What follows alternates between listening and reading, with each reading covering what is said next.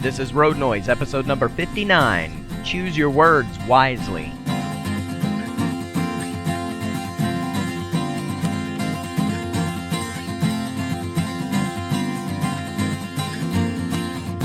Hello and welcome again to another episode of Road Noise Life, 1 mile at a time. I'm your host, Michael Blackston, and you're riding alongside me in the passenger seat as I commute to Chattanooga, Tennessee this morning.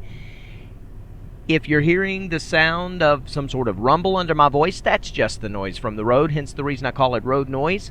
And this is episode number 59. I'm going to talk about choosing your words wisely. And in this episode, I'm going to be talking or preaching to myself, because I had a situation last night. I instigated a situation last night on social media, on Facebook, that I'm not proud of.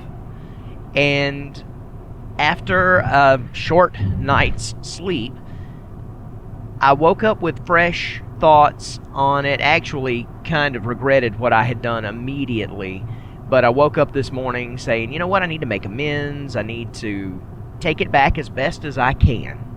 So I'm going to tell you what I did in just a little bit, and I'm going to tell you about a couple of things, and then we're going to talk about how words have meaning.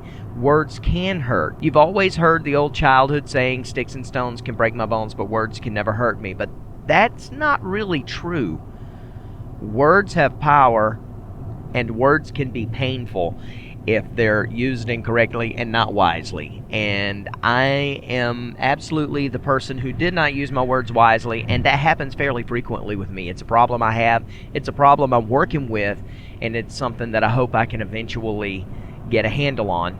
But because I want to be authentic in this podcast, I'm going to talk about that shortcoming of mine, and if it's a shortcoming that you have as well, or somebody you know has this shortcoming, then maybe this episode can be somewhat of a help. I know I'm hoping it will be for me. So the first thing I want to talk about is a quote from a play called Mr. Long Said Nothing. Yeah, I'm mentioning Mr. Long Said Nothing again, but this actually is a quote about words and their power. And I don't think that I'm the first person. I'm about 99.999% sure I'm not the first person to use some semblance of this phraseology. But at the same time, it is apropos, and I did use it in Mr. Long Said Nothing, and it is this. Once something is said, it can't be unsaid, only forgiven. All you can do is ask forgiveness and hope to God you get it. That's what James tells Katie, young Katie, in the show, and that ideal comes into play in a very big way later on in the show. And sometimes I want to kick myself for not taking my own advice, for not realizing the wisdom in that. And what happened last night is, I'll tell you that today is November the 8th. It's Election Day 2016. And we are, as a country, about to elect our next president. It will either be Hillary Clinton or Donald Trump. If you have not been hiding under a rock and have been on Facebook especially and Twitter, you know how much venom and just negativity and nastiness has gone on for the past year. For longer than that, really, but it has really ramped up this last year, and especially the last few months and weeks, about this election from both sides. Not just one side being nasty, both sides have been nasty, and it has really grieved me heavily, and it has weighed on me, and I have tried everything in my power not to weigh in on political things, because I am not a political person. I don't like politics. I don't like debating. I will have a discussion with someone in an adult manner, but I do not like debating, and I stay away from it as quickly as I can. I get scrolling past it on Facebook as quickly as I can. Same thing on Twitter. I just don't like it. And so I have made it a point not to get into the fray of political commentary. But last night, some people that oppose my viewpoints said some things on Facebook that really got under my skin. As we were ramping up here to Election Day, and it's just a few hours until the polls open, and people are getting worse and just trying to get their last hurrah of ideals out there, and it's gotten kind of nasty. And last night I saw a couple of posts that, like I said, really got under my skin, and because I had had a hard day, I was exhausted. I couldn't go to sleep, and I knew I had to get up at 5 o'clock in the morning. Actually, it was supposed to be 4 o'clock in the morning, but because how late I stayed up due to all of this, I ended up getting up an hour later.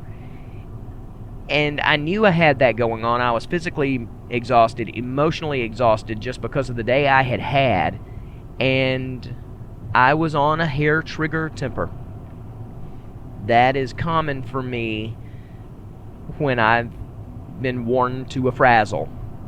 I don't know how common that terminology is all around the country, but around the South, you know what I mean when you're worn to a frazzle. And I could take it no longer. I made the statement that I was going to thin my friends list. And it is actually something I like to do a couple of times a year, because I just like to keep my friends list to those people who I have the most in common with, that I would really call friends. Well, unfortunately, I was in the mood not to be friendly with anybody who had an opposing viewpoint with me, based on how angry I had gotten at the post of a couple. It's kind of like punishing the entire class because one or two people were talking when the teacher was out of the room. It made me angry, and I made some blanket comments about how I don't consider you a true friend if you believe this way and this way, that I love you, but I only consider you an acquaintance if this is your viewpoint. And as such, I was unfriending people who were not considered friends. Where there is a tendril of honesty behind all that, that was harsh and a bit cruel, because there are some dear, true friends of mine who weigh in on opposing worldviews and viewpoints from me. And as a Christian, I'm supposed to be the kind of representative of Christ who doesn't accept worldviews other than the Christian worldview as accurate, but at the same time respects that people have the right to have their own. And due to my anger, I made that blanket statement and really hurt the feelings of...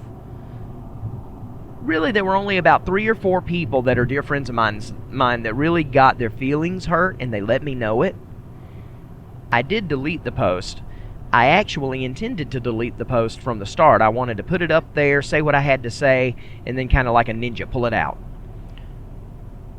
But it did hurt some people before it was over with, and they, like I said, let me know. And I ended up sending letters of apology to them and telling them I didn't mean it, and I hope that they would forgive me. And I hope they will. Forgiveness is a hard thing to do when someone has been wounded, especially when it's been fresh. So if they don't forgive me immediately, I hope they will in time, because I was sincere in my apology.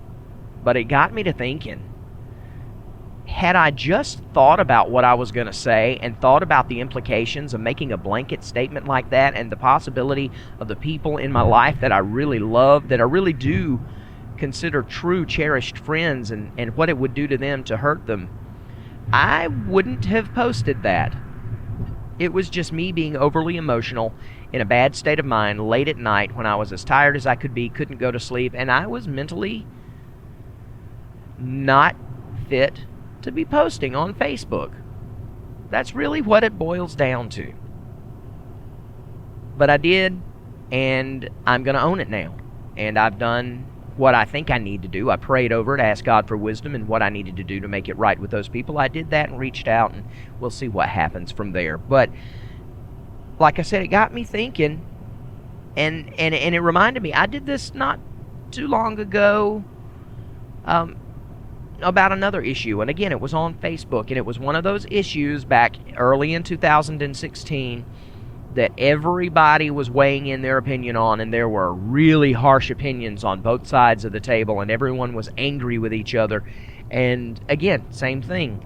I had had a hard day, someone had made me angry, and then I saw something I didn't like, and I lashed out. And I called people morons.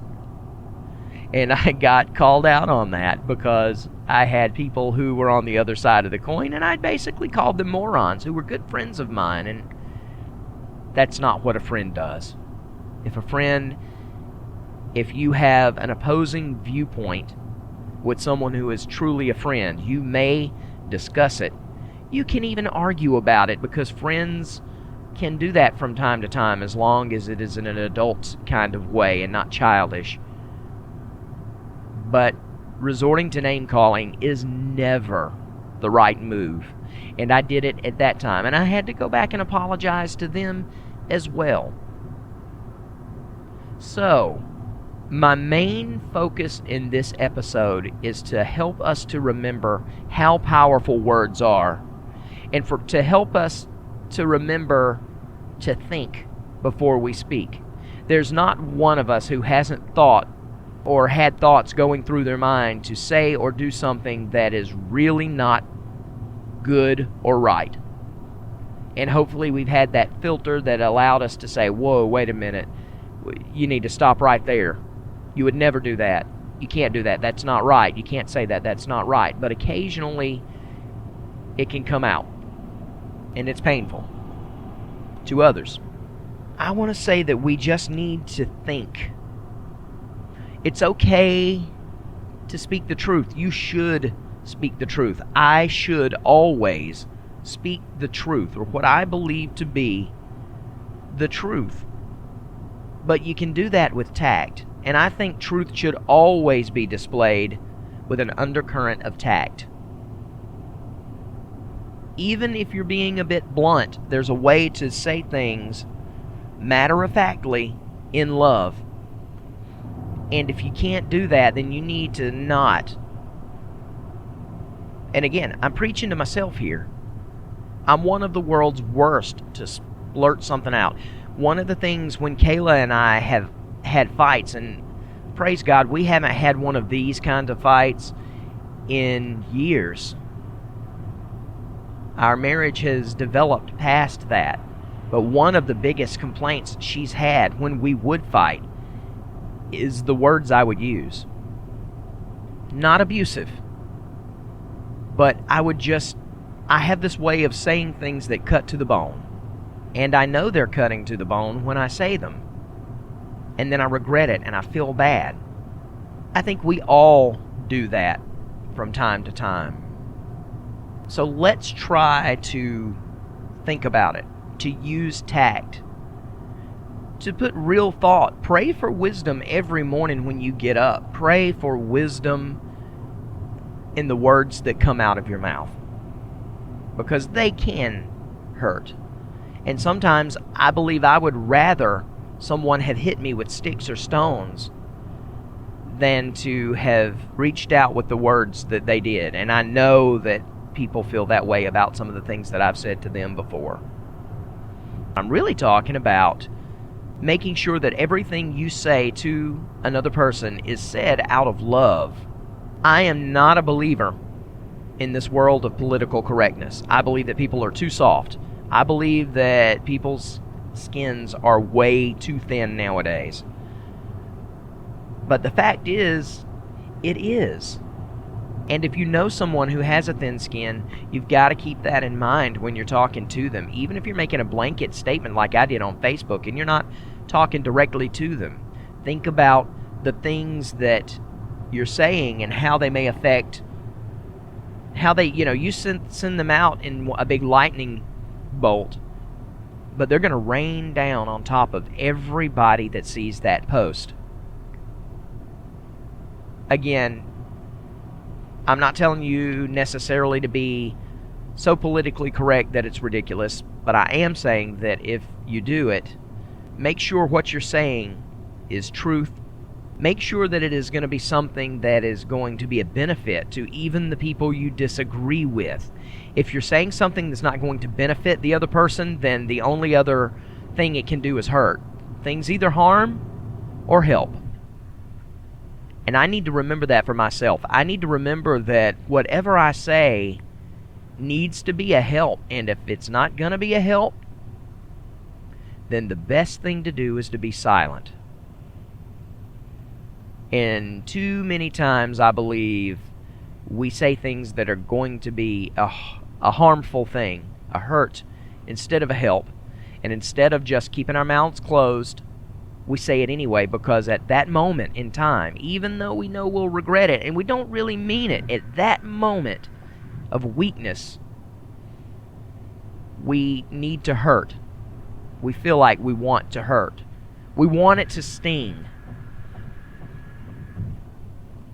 I can't, again, I've already apologized to those people. I'm not going to keep apologizing for it, but hopefully they'll understand that that wasn't really me. And I hope it's not really you when you talk or when you post.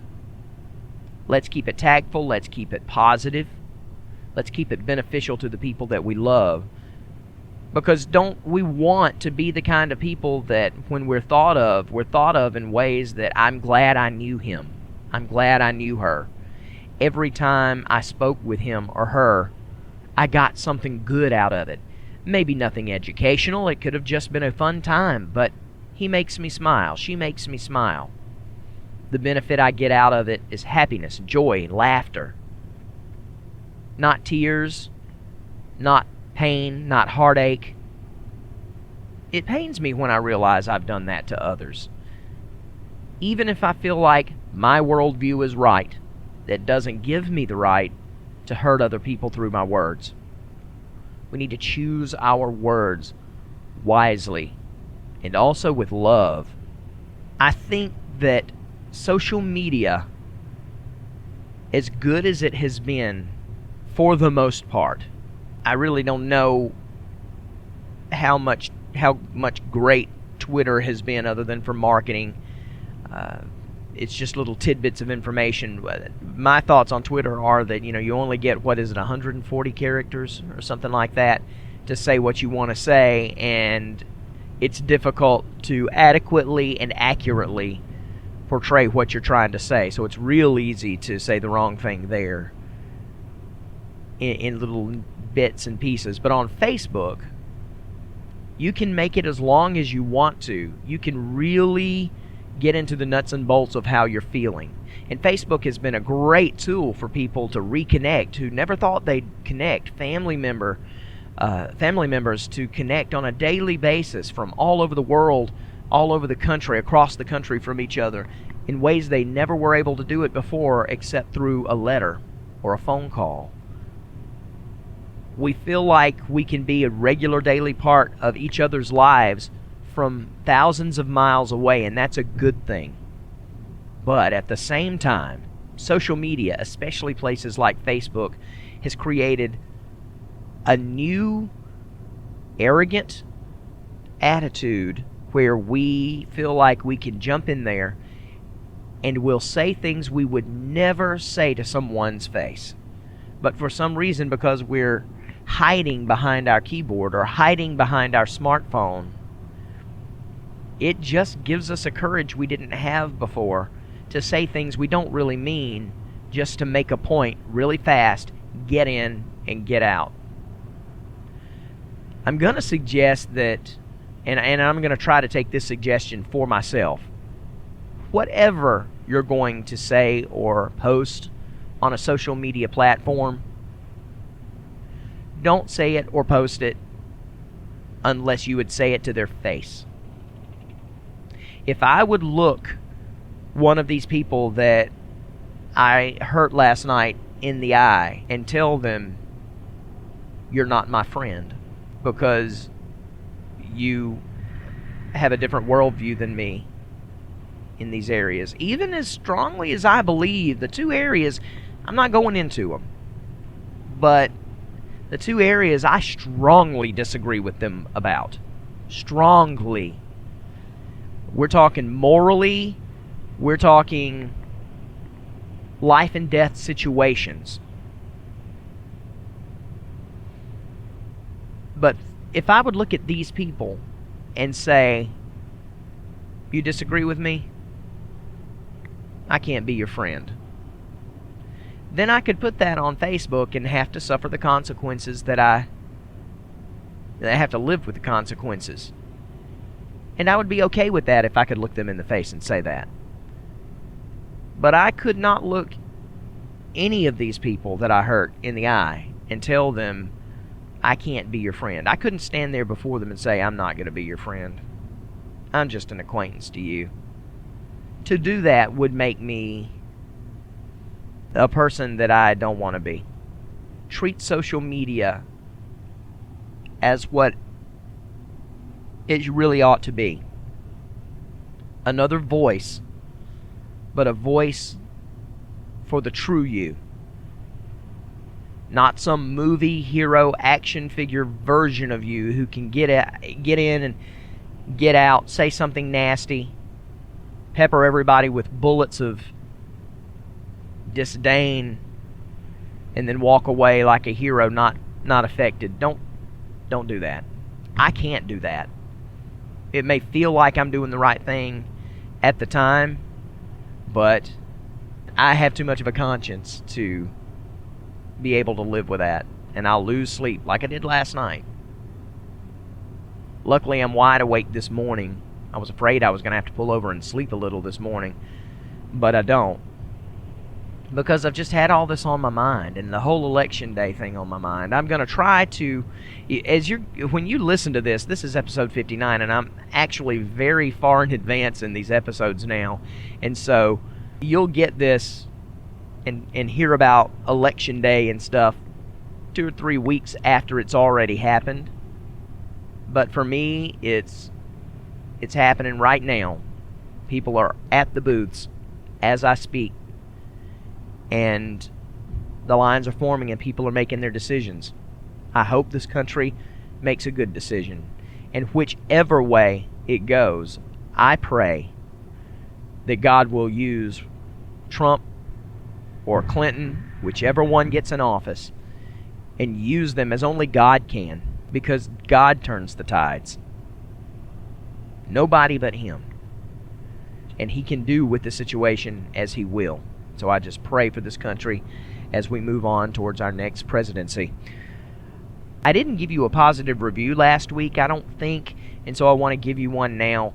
And this is a positive review I came up with over the weekend as I was walking around the town square where I live in Elberton, Georgia. We had our fall festival, and I love fall festivals. It's just this time of the year where the air is crisp and clean, and there's, well, maybe not clean. There's usually the smoke of, the smell of burning leaves and smoke in the air, but I love that smell. And it's just one of those times of the year, well, it's the time of the year that I think I love most behind Christmas. And so this week's positive review is your local fall festival. As you listen to this, we'll be right smack in the middle of fall, just a little bit, maybe only a week before Thanksgiving as you hear this, maybe. Maybe it might even be Thanksgiving. I'm so far ahead I can't tell when this is going to be released, but we're talking about the middle of fall when everything is orange and browns and these beautiful colors of fall. So I'm just going to pray that you will consider going to a fall festival in your area, and that is this week's positive review.